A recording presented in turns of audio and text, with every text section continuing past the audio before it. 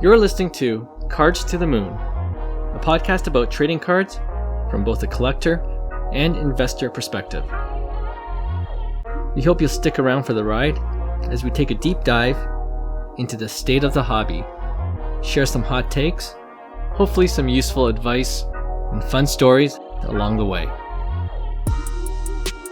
Hey guys, welcome back to Cards to the Moon. This is another Friday episode, and it is episode number 149. I'm Clark from 5cardguys.com and 5cardguys on Instagram. Co-hosting with me as usual is Hyung of Integrity Sports Cards and John, who is Trade You at Recess. We are live at the National.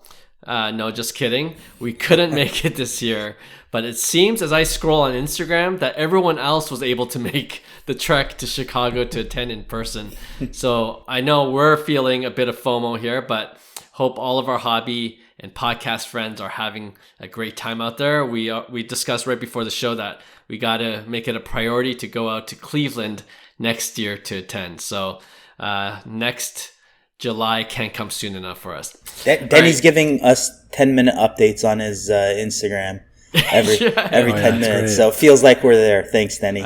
Yeah, I live vicariously through Denny for sure. And we've been DMing. We're going to try to get him on the show in a couple of weeks when he comes back, and he could give us a kind of his experience out there. And actually, yeah, we might try to get other guests who are currently at the National and just kind of do like a post-National month of shows with interesting guests coming up. So stay tuned for that as well.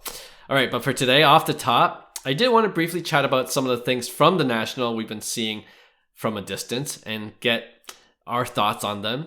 And let's just start with Derek Jeter. He's there right now. That's kind of cool. Of course, he's representing Arena Club, which he co-founded. So for me, that would have been worth the price of admission just to get a photo with the captain. Thoughts on Jeter being there and if he makes any impact on the hobby? What do you guys think?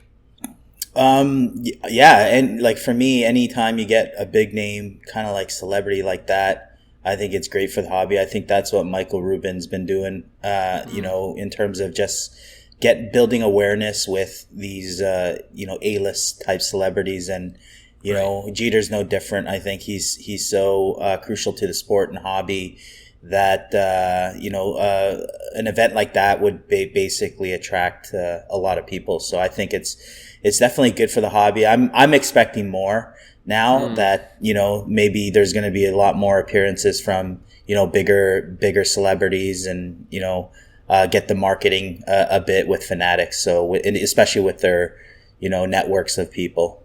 Yeah. I'm assuming he's there for Arena Club. Yes. Nice. He is. Yeah, I think that's awesome. That, most major shows will have guest appearances by athletes and whatnot. And to have the biggest sports card show in the world, it would make sense to have some big celebrities show up. And whether they're paid or they come on their own. But either way, I think, it's definitely a good thing. I mean, if you're attending the National and you get to meet Jeter, like how amazing is that? That's pretty cool. Yeah, for sure. I know Gary Vee's there as well, but a lot of people we're familiar with too. So it's kind of cool to see them all in one spot for sure. A couple of other things I heard about the venue actually itself in Chicago, or I think it's like an hour outside of Chicago in Rosemount. From the great curator and from our friend Denny Cards, who we just mentioned, they say it's really hot inside. It's like sweltering. So I haven't really heard about complaints about the Wi-Fi, which we have previously. But I wonder, with potential competition from Fanatics events, which we talked about in a previous episode, do you think the National needs to focus on making the experience better for vendors and attendees in the future? Because they've essentially had kind of a monopoly for years and years. What do you guys think? For sure. Like I'm realizing how important experience is myself. Just, is it worth my time to kind of attend? But a lot of people, even like there's jokes out there where it's like, yeah, you get all these deals at the National, or you're saving a couple $100 here, you're spending thousands to be there, right?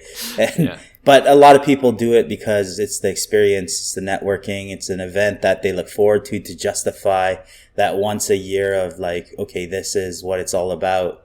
And I don't think there's a lot of money saving going on, to be honest. It's not cheap, right? So the experience has to weigh in my opinion, a lot more for people to constantly, you know, be going to these events, right? So that's big on me. You know, it's no longer necessarily about the flips, you know, or necessarily, making money. But it's more so, you know, the experience that, you know, people are having as hobbyists, why they stick around in the hobby.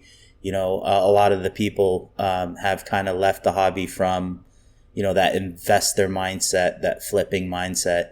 So you're seeing a lot more true people in it for the long term now. So I think the experience is going to be key for, you know, the National to step up to basically play ball with, you know, the Fanatics level, right? So. Agreed. Right. I think from like a Wi-Fi cell coverage perspective, you know, it sucks, and sometimes you want to say it's kind of unacceptable, but that's really tough to control because you'd really have to spend some serious wireless cell coverage infrastructure money, right? But if it is true that the venue's too hot and there's, let's say, no AC, man, that's unacceptable to me because, you know, in the Toronto Expo, which is also a big show for Canadians, when I walk around, and that it's fully air conditioned in there, and just the walking around, like I'm sweating in an air conditioned room. So I can't imagine what it's like walking around that giant venue, probably lugging a fairly big backpack with no AC. Oh my goodness. That's not acceptable. Like that that's a no-go, man. With 95% sweaty dudes. Yeah. I was just going to say a lot of sweaty sacks. Yeah, that's you know, not an experience I want to repeat if that was my impression of the National going into it. But yeah, maybe in this case, competition would work out for the people attending and for the vendors for sure. So you hope that there's much improvement there moving forward. Well, speaking of Fanatics, I haven't heard much from them at the National, although they are there. I wonder if they're just gearing up for a big event of their own. Thoughts? Yeah, absolutely. I think they're so independently strong that they don't need to make a presence and market, you know, in other people's events, but they need to be there. They are a big part of the hobby, and that this is what, like, I feel like it's not eliminating the National. You know, they could coexist like we spoke about, and you know, each serves its purpose. So I think Fanatics events, future events, are going to be totally different than what, you know, the National is per se. Yeah, for sure. All right. Lastly, I heard the vendors are going to vote for the location of the National in 2026.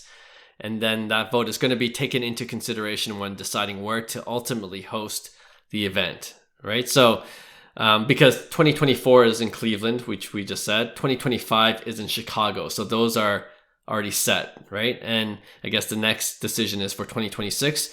The three choices are Chicago again. So that would be back to back if it happens. Atlantic City, where it's been a few times already. And the third choice is Atlanta, which I believe the last time it was held there was 1999. So it's been a while, but the city is in consideration again. So which one would you have voted for if you could, and why? Oh man, I'm going 100% ATL, Atlanta. Yeah, I think it's a different crowd there too, especially baseball. Like, they love baseball. They love the Braves, like huge Braves network. But I'm not a fan personally of the northern cities, to be honest. I mean, they're nice, Chicago, Atlantic City, that's where it usually is and stuff like that. But, you know, I'd like to see it somewhere like Atlanta. I think that'd totally change the vibe, totally change pretty much kind of like the whole scenery, and, you know, I'd be up for it for sure. Okay. Yeah, I'm in. Have you been to Atlanta? I've been to Atlanta a few times. Yeah. I've played ball or in the Sally League and, through Macon and Savannah and all that. So yeah, I'm not a fan of that side of, the baseball Atlanta side because it was just hot and miserable and, but yeah. Cool. I'll take Hyung's word for it. I've never been to Atlanta, so it sounds good. You catch a Braves game too. You get true. to see Acuna. That'd be true. Cool. I think Chicago is a perfect place, to be honest, if they're going to continue repeating, because Chicago is the fan base well represents all of the major sports, including hockey for Canadians. So I think it's a good sort of neutral ground to be at. But I always thought Atlantic City was okay, but when I see and I've never been there personally, but when I see a lot of the comments, people are like, "Boo!" Yeah, people don't want Atlantic City at all. All the Americans, yeah. So I'm like, "Oh, I guess Atlantic City." Well, there's no options. It's expensive. It's just you're stuck in that, strip in that little gambling area. And you're losing even more money gambling. I mean, it's just really expensive. I think, girl. Yeah. No, I was gonna say I haven't heard a good thing about Atlantic City, especially the last one that they had. Everyone was just kind of putting it down. I would vote for Chicago too, just for a lot of the same reasons Johnny mentioned. And Atlanta, if they have a venue and the AC doesn't work there, like I would be miserable. Yeah, that I think that would be a little too tough right there. yeah. But I guess with the national being such a large event, it really limits where you can actually have it. Like there's a few places you can really host a large scale event with that. So I'll have a bit of empathy there for organizers, but yeah, it's gotta be rectified somehow, I think. Okay, so yeah, again, hopefully everyone that's out there is safe and having fun, and can't wait to catch up with some of our hobby friends when they come back and discuss it a little bit further about this year's national. All right, for our discussion today, for our loyal podcast listeners, they would know we had a fantasy sports card draft a couple of months ago where we each tried, each meaning myself, Hyung, and John, we tried to build a team of 5 players whose general card values, according to the CardLadder index, would increase the most by the end of the year. And we started in June, so it's just a 6-month period. And the pool of 15 total players was from a combination of PWCC's list of top 10 most collected players and 5 more we chose on our own. Guys like Lionel Messi, Tiger Woods, and 3 more. So anyway, we'll link that episode in the show notes below so you can hear our draft episode just to see how that happened. But I just wanted to provide a 2-month update on this Friday episode to see how our teams have been doing and see if there are any surprises on how the card values of any of our players have performed. All right. So just to recap for our listeners and for our first time listeners, the team that John chose, and John was, if you guys remember, he chose first in our draft, in our snake draft. He chose Jackie Robinson, Tiger Woods, Patrick Mahomes, Luka Doncic, and LeBron James. All right. I chose Mickey Mantle, Babe Ruth, Shohei Ohtani, Michael Jordan, and Kobe Bryant. So that was my team. And Hyung chose Lionel Messi, Mike Trout, Stephen Curry, Tom Brady, and Wayne Gretzky was the last pick of that draft. Only in this draft will Wayne Gretzky be the last pick. So after 2 months, in first place is yours truly. My portfolio, my team has increased in value by 6.78%, right? Second place is John, who is down 6.82%. So I am the only positive. I'm the only one making money here in this draft. And Hyung is third place again, back to back, June and July, at minus 13.23%.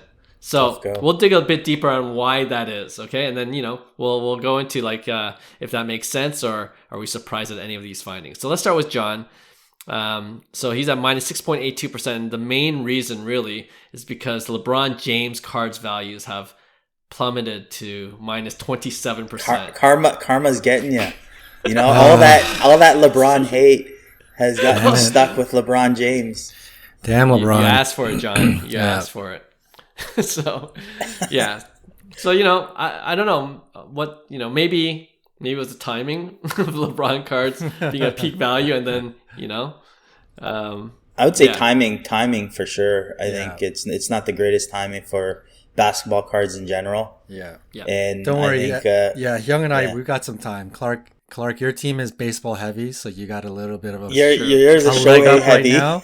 Yeah, wait till the second half. Hyung and I will be second half players when our could very well be true. football and basketball cards come in. Yeah, I got to just hold on for dear life, I think, near October, November, December. So we'll see how it goes. But and, you know, on the plus side for John, the only one that's been showing a return is Jackie Robinson. Nice. And we knew the vintage play would be the more safe play going into the draft. So he's at plus 6.45%. All right. So yeah, and everyone else is kind of like hovering between 0 to -3, -4%. Okay, so let's go into my team. I'm at plus 6.78%, and the number one reason why I'm up is because of a player named Shohei Ohtani. He's so good. Dude, who would have thought, man? He had 2 home runs today and threw a complete game. It's ridiculous. Yeah, ridiculous. I love it. So yeah, since June, his value has increased almost 63%. Wow. So that is my, you know, when you have a portfolio, all you need is one, right? All you need is one good asset to just skyrocket to make up for all your other losses. Yeah. And that's kind of my portfolio. Everything else is 0 or negative. Actually, Michael Jordan's up 1.49%, so not by much. Oh, nice. And my vintage play is coming in perfectly with Mickey Mantle, Babe Ruth. They're at 0% and mine is 0.26%. So not a lot of fluctuation there. So I took it safe. And someone who did not take it safe is Hyung's team. In terms of pure value, dollar value, Hyung's team just blows all of ours out of the water because of guys like Tom Brady cards, Stephen Curry cards, and even Mike Trout cards because there's so many of them, right? So main 2 reasons why his team is down minus 13% is first, Tom Brady is taking a beating at minus 32% in terms of value. It could be timing as well. Football's off. Football, I think timing, and also it happened with Mahomes. Not saying Brady was same as Mahomes, but like the prices were so inflated that once he becomes out of the limelight, it's like is it sustainable? And kind of like Shohei, it's like, you know, if he's not in the limelight, can those prices sustain? Right? It's kind of like the same, I think, scenario at those A type athletes for sure. And you look at Patrick Mahomes, he actually didn't drop that much, minus 1% versus Tom Brady. And I think the factor is Tom Brady actually retired. Yeah. So that might be a factor. You know, Mahomes is going to come back, right? And Mahomes had his fall, I find. Like in the last year, last 2 years, he's been tumbling. And then Brady's is probably within the last 12 months, I'd say. For sure. The number 2 player, the most that decreased other than Brady in your team is Mike Trout at minus 12%. And that's also understandable to me with the injury now, especially over the last month. You might have seen that drop more significantly. But as we predicted, the one guy that's really keeping your team afloat barely right now is Lionel Messi. He's plus 10.38%. And of course, him coming to Miami the last few weeks has been a boost for your team for sure. For sure, yeah. Messi.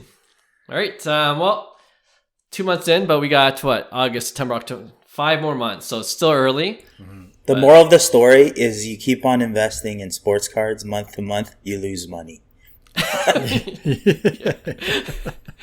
And also, if you invested in Shohei, that's wild. You're good. It's crazy to think when we actually did the draft, I think Shohei was projected to be one of the last picks because he was already crazy inflated.